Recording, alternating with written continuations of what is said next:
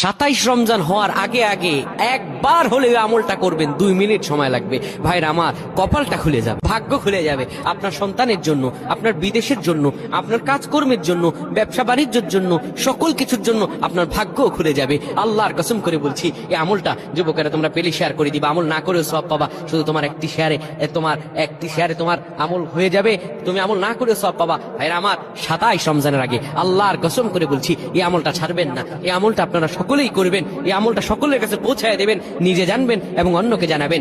যত মানুষ বিপদগ্রস্ত আছেন, যত অভাবে আছেন, বিদেশে থেকে দেশে আসতে পারতেছেন না, বিদেশ যেতে পারতেছেন না, বিপদের উপর বিপদ লেগে আছে, 27 রমজান হওয়ার আগে আমলটা করেন। 2 মিনিট সময় লাগবে, বেশি না। যখন ঈশার নামাজ আপনি পড়বেন, ঈশার নামাজের পরে ওযু করে নেবেন, সুন্দরভাবে পবিত্র পরিচ্ছন্ন হয়ে বিছানাটা ঝাড়ু দিবেন। বিছানার ভিতরে এরপরে আপনি শোয়ার আগে সুন্দর করে আপনি ঘুমানোর আগে পড়বেন, ইয়া মালিকু ইয়া মালিকু 100 বার পড়বেন। এরপর ইয়া খাবিরু 100 বার পড়বেন। তারপর একবার দুরূদ শরীফ পড়বেন। এরপরে 2টা হাত তুলে আল্লাহর কাছে যা দোয়া করবেন, আপনার দোয়া করতে দেরি হবে, আমার আল্লাহ কবুল করতে দেরি করবেন না। আল্লাহুম্মা আমিন।